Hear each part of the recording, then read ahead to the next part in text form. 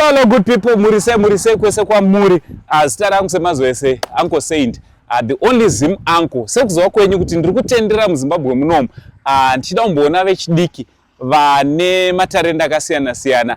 Ne program iyo inonzi Youth Spotlight. Youth Spotlight tiri kuti toda kupromota vechidiki, handiti vechidiki vane zvavari kuita.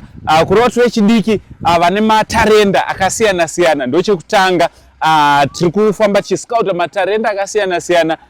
Tobva tavaisawo paspotlight. Number 2, tiri kuda kupromota tourism. Tourism yedu chaiye muZimbabwe inoda kuti ipromotwe nesu zvikuru sei kuti isusu sevene venyika veZimbabwe tinge tiri tinokwanisa kunge tiri tinoshanyira nzvimbo dzakasiyana-siyana. Also environmental stewardship zvichireve kureva kuti zvoni kugonawo kuchengetedza nharaunda, kuchengetedza zviwanikwa zvedu senyika yeZimbabwe. Nhasi ndiri kuno kwaChivi kwandauya kwandaona varume kana kuti vakomana vari panapa. Vakomana vane mabasa anoshamisa. Izvi zvivezwa zvinoitwa nemaoko, zvivezwa zvinogadzirwa nemiti. Zvatinoda kuti tinge tiri tinokurukura nawo vachitizivisawo kuti zvinombofamba sei. Mukuru wangu, makasimba here my brother? Ndinofara mukoma. Ari sei mabasa panapa? Mabasa panapa ari right mukoma zvamunongoona. Handiti? Ndiri kuona kuti kutangira ukuka. Indofarira mumhanzi zvako. Isitiri mumhanzi ndiri kuona kuti pane ngoma dzemhando yose. Nezvivezwa zvakasiyana-siyana. Chekutanga, vangada kutanga kuziva kuti zita renyu munonzani uye kuno kwatiri ndekupi? Inini ndinonzi Lakion Magwede. Alright. Ende panapa tiri pano paKwitima Craft Center. Alright. Chivi district. Alright. Yeah.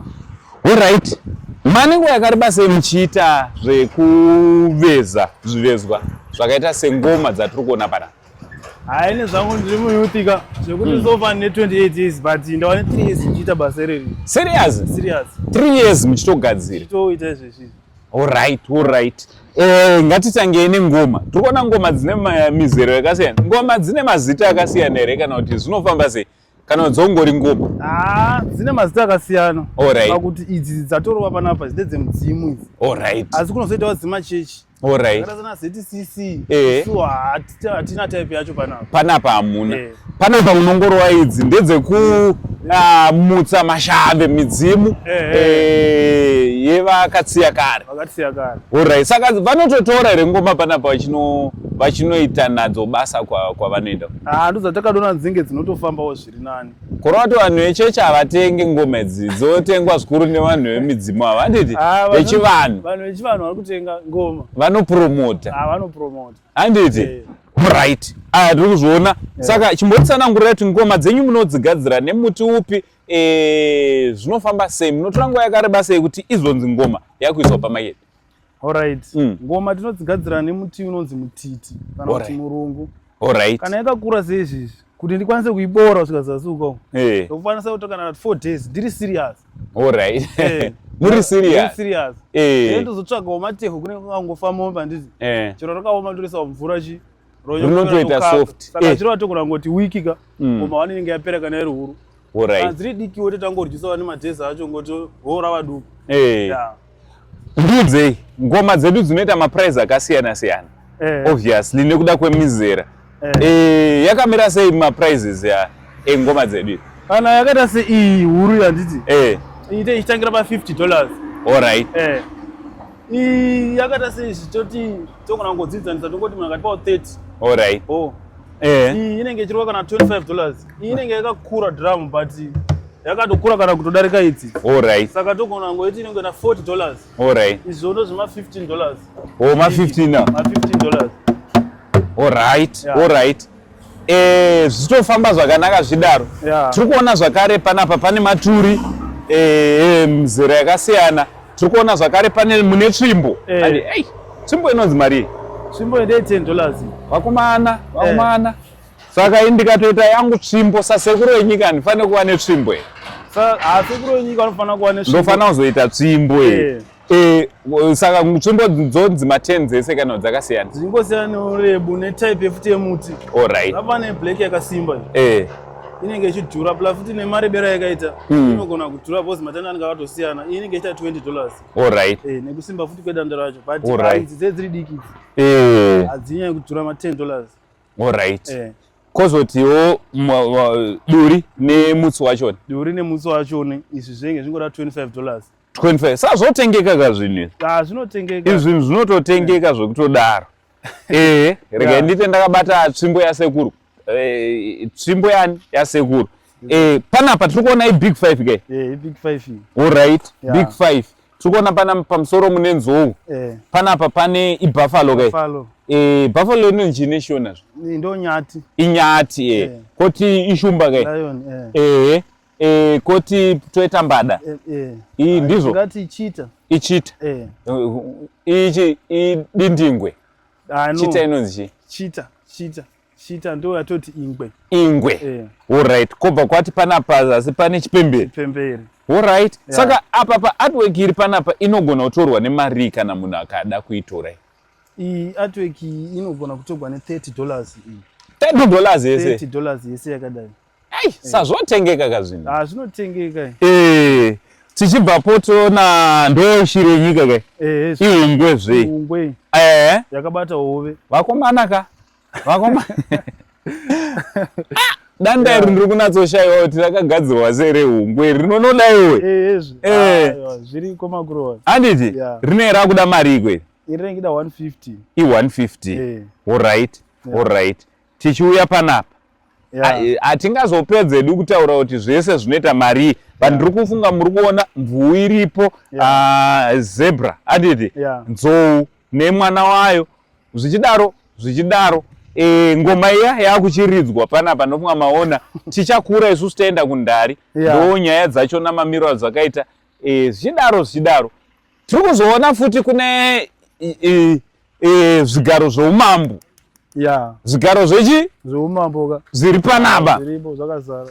Right. Kana nemi kana ndotonga Zimbabwe. Sasekuru. Handiti. Sekuru vane matongero wani. Avo. Ndakadaiwo. Munoona tsvimbo inoreva authority. Kora chigaro. Chiripo ichi. Zvinobva zvameka sense. Chigaro chinoita mari ini. Chinoita $100. $100. $100. Aish. Tinoona chigaro ichi chine magadzirirwo achakaita ekuti pane buri. Ndimi makarova zvese kuti zvibude zvakadai. Ndini takarova zvese izvo zvimukoma. Ndo hazvima small utobvisa watoti. Alright. Vakomana ka. Kozoti umambo chaiyo manje. Umambo iri papo. Umambo. Ino iri kunzi kudii manje. Iyo inoda $400. $400. Umambo. Umambo natsobuda. Ino iri chini. Like tikangoti pamwe stand kana kuti yekuti inogona sa TV kana chini ngaziva zvani zvingoda kushandisa munhu. Asi haisisi tu. Like a table. Patinoisawo zvimwe kana ruva unogona kuisa ruva rako ipapapa kana ngoisa wacho vanenge uchingoda achienda mudenga. Guys, onai vechidiki vane zvavari kuita majoko emombe. Tiri kumaona zvakare aripo zvidaro. Vechidiki vane zvavari kuita kuno kwachivi zviri pachena kuti aiwa vari kurova basa sebasa. Mukuru wangu anditi my brother. Ndeapi matambudziko amuri kusangana nawo imimi pabasa renyu kuti munge muri munoti munzi muri kukura kana kuti makura? Ndezvipi zvamusangana nazvo zvamungati dai tagadzirirwawo ichi nechichi nevangakwanisa kutigadzira? Alright mukoma wangu. Dambudziko riri panapa nderekuti muchitoona matanda ari mashoma mukoma. Tema muti nesanuka. Zvinonetsa. But kana dete wane mushini wekuti tikwanisa kungochekawa ndizvo. Zvimwe zvimagrinder zvokukwesha nyangwe muchizoona maizona zvinyatsobuda zvakanaka. Kudarika zvakaita bozi imanyo but mushini dzotora zvedu wako dzinoti zvibude zvakanaka. Zvibude mushe izvo. Kuti hayiwa. Kana dete wana machinery yebasa redu chete. Ndo challenge yoga yatingoti ndo yatingori nayo. Challenge yenyu hombe. Mushini yekucheka anonzi machainsaw aya. Chainsaw. Nemagrinder awo ekuti kuplanawo zvakanaka kuchenjenzvera zvakanaka. Kuchenjenzvera zvakanaka. Alright. Sapanapa muri kubata basa iri muri wangani bana? Panapa pane vanhu vanokwana kusvika 4 vari kuuya izvezvizvi. Vamwe manje vakamboendawo kune dzimwe nzvimbo ndo vakatovhara zvitori zvavo zvirapo. Alright. Vakamboenda uko. Vane vanhu vanokwana kusvika 8. Vatodoziva. Usiya panapa asi vatova netime. Isu sofa tingori 4. Alright. Saka kune vanoda kubata imimi pabasa renyu iri. Mune ziri sei? Mushe asema mix. Aiwa, thank you mukuru. Nyaya dzakanaka parise parod. Aiwa, fambai zvakanaka mukuru. So namba dzenyu munobatika sei kune vane vachida kusupport? Alright. Tinobatika pa WhatsApp kana kutofonerana kana message. Ndo patinokwanisa kungobatana chete. Alright, namba dzichiti kudi. Namba dzangu dzinoti 071 79 51 311. Alright. The net one. Toda ze bad. Zoti 078 79 51 311. Aiwa, tinozvitenda.